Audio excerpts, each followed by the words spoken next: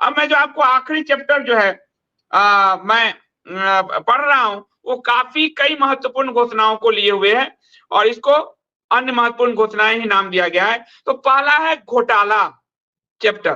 घोटाला में है देश भर में सहारा के सभी निवेशकों के डूबे हुए पूरे पैसे रिफंड कराएंगे। अमित शाह जी की तरह धोखा नहीं देंगे हम सहारा के निवेशकों को कि 10,000 रुपए हम देंगे, पोर्टल बना रहे हैं, 10,000 दे दिया तुमको, वोट मुझे दे दो और फिर पूरी जिंदगी भटकते रहो। और खुद इन्होंने कॉर्पोरेट को 1,80,000 करोड़ का छूट दिया, अपने बिजनेस साथियों को, धन्ना सेठों को 25 लाख करोड़ का कर्ज माफी किया इनका। हम सहारा निवेशक के एक सहारा निवेशक के दस्तावेज के साथ उनके डूबे पैसे रिफंड कराएंगे।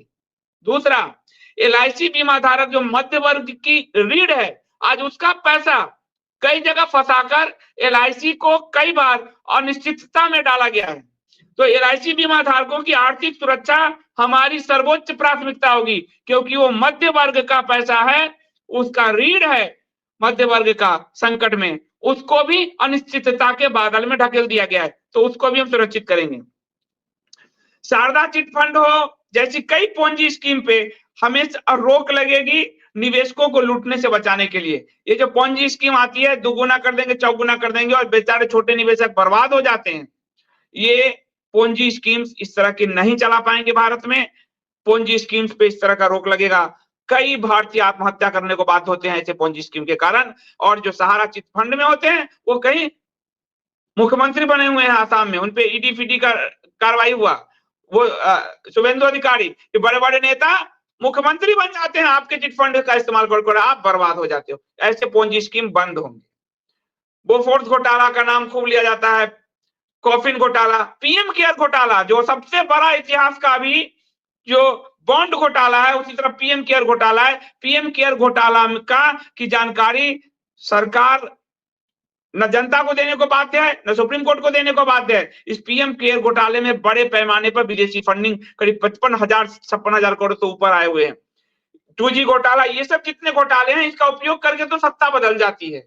फिर क्या होता है, 2G घोटाले वाले नीला राडिया को ये सरकार ठेका देती है, ए राजा को बचाती है। बोफोर्स घोटाला दबा दिया जाता है, अगस्ता लैंड पे कुछ काम नहीं होता। पीएम केयर घोटाला तो अभी सामने आ रहा है, कल को कांग्रेस आएगी, वो भी नहीं जांच कराएगी। तो जिसके कारण सत्ता बदली है ऐसी, वो सभी घोटालों का एक चरणबद्ध तरीके से, समयबद्ध तरीके से जांच कराएंगे। दोषी है तो दोषी, नहीं है तो वो घोटाला बंद। उसके नाम पर आप बार बार वोट मांगने नहीं आओगे जनता के बीच में। बार बार घोटाला में साबित हो गया, जेल, नहीं साबित हुआ, अब उसके नाम से आप वोट नहीं मांगोगे। सत्ता बदलने के खेल बहुत हो चुके, जनता के लिए काम करने का वक्त है। तो जो भी सत्ता पक्ष विपक्ष नौकरशाही मीडिया की जिम्मेदारी उसमें तय होगी कि वो सत्ता के टूल ना बने रहे।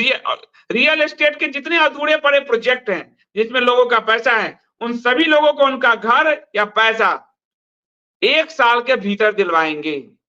चाहे उनकी रियल एस्टेट वाले की पूरी संपत्ति बेच देना पड़े उनकी, लेकिन अगर पैसा लिया है जनता का तो उनको देना पड़ेगा।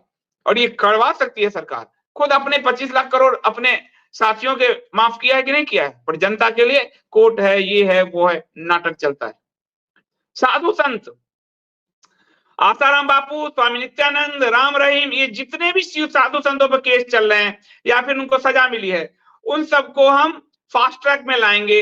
एक बार पुनः उस सजा मिली है तो भी उस चीज को देखें, पूरा केस चल रहा है तो भी फास्ट ट्रैक में लाएंगे। 1 साल के अंदर, 1 साल का समय होगा, दूध का दूध पानी का पानी हो जाएगा।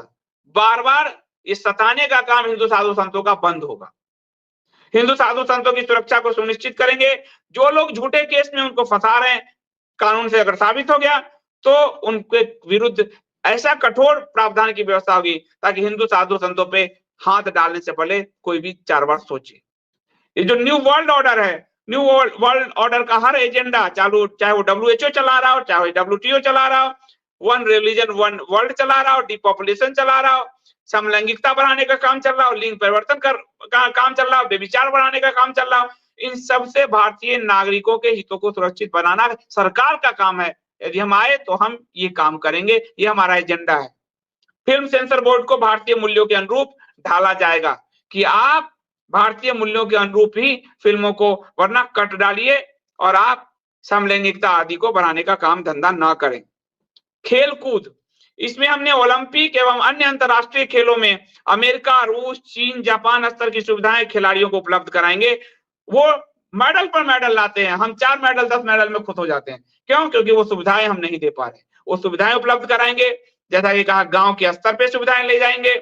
बीसीसीआई एवं अन्य खेल संघों में बड़े पद पर केवल उस खेल को समझने वाले या खेलने वाले खिलाड़ी ही प्रशासनिक पदों पर बैठेंगे। किसी नेताजी का बेटा नहीं बैठेगा और कोई हवाला कारोबारी नहीं बैठेगा और कोई शरद पवार नहीं बैठेगा।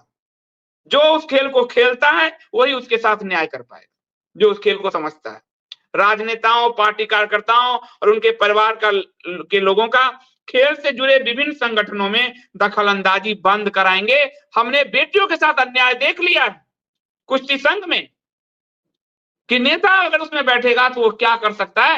ये नेता होता, खेल का काम खिलाड़ी देखेंगे, खेल का काम नेता नहीं देखेगा। जो वहां से पैसे उठा के कोई राजीव शुक्ला बन जाता है, कोई ललित मोदी बन जाता है, कोई जय शाह बन जाता है, कोई ब्रिजभूषण बन जाता है और खिलाड़ियों के साथ अन्याय होता है, वो नहीं होने देंगे। साथ ही तीर्थ क्षेत्र पर हम एक लॉ लाएंगे कि तीर्थ और पर्यटन को अलग अलग है, दोनों के लिए अलग नीतियां होगी।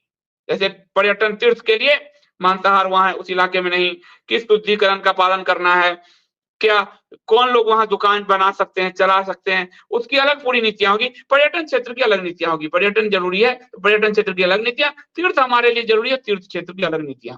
तो इसके लिए बिल्कुल स्पष्ट डिवीजन होगा। मंदिरों में और मूर्तियों में इनक्रेडिबल इंडिया है मिस्टर मोदी, हम इसको साबित करेंगे और आपका तीर्थ क्षेत्र, बाकी जो तीर्थ क्षेत्र का आपने विध्वंस किए हैं, उस तीर्थ क्षेत्रों का पुनरुद्धार भी कराएंगे। हम उनके वैदिक रीति से हम उसका पुनः जो है उद्धार कराएंगे और इसलिए तीर्थ क्षेत्र के लिए अलग नीति भी ही हम बनाएंगे। तो ये 12 अध्याय में एकम सनातन भारत दल का वह घोषणा पत्र है कि जिसको यदि भारत में लागू किया गया तो डपोर संघ की हिंदू राष्ट्र बनाने का, ये डपोर संघ की करके जिन लोगों ने हमसे सत्ता लिया है, हमसे वोट लिया है, वो सब खत्म हो जाएगा। इसको सिर्फ लागू कर दो, कहने की जरूरत नहीं है। भारत अपने आप सनातन राष्ट्र है, ये साफ दिख रहा है। और ये घोषणा पत्र मैं आप सबसे अनुरोध करूंगा कि ये घोषणा पत्र आपका काम है अब लोगों के बीच ले जाना। कई लोग आप बार बार पूछते हैं, संदीप जी कितने उम्मीदवार खड़े हो रहे हैं? क्या पूछने वाले अपने आप से पूछते हैं कि क्या आपने फंड दिए हैं? पूछने वाले अपने आप से पूछते हैं कि क्या आपने एज ए कार्यकर्ता आके श्रम किया है? ये सनातन की पार्टी है, हर सनातनी को काम करना होगा। इसलिए आप लोग चाहें तो आपके लिए आप चुनाव लड़ सकते हैं इस पार्टी से। इतना ओपन व्यवस्था कोई नहीं कह रहा। आप चुनाव लड़ सकते हैं, आप मैनिफेस्टो लोगों तक ले जा सकते हैं, आप फंड कर सकते हैं, आप चुनाव में किसी उम्मीदवार को फंड कर सकते हैं। तो इस तरह से ये एक लंबी लड़ाई है और ये घोषणा पत्र ये दर्शाता है, ये नहीं कि आपको अभी अब्बासी आएंगे, सरकार तुम्हारी एक सीट तो लाएगा नहीं और घोषणा पत्र लाता है। जब घोषणा पत्र नहीं लाओ तो कहे घोषणा पत्र नहीं है, लाओ। घोषणा पत्र ये दर्शाता है कि हमारा सिद्धांत क्या है, हमारा दृष्टिकोण क्या है, हम किस दृष्टिकोण के साथ भारत की राजनीति में आए हैं।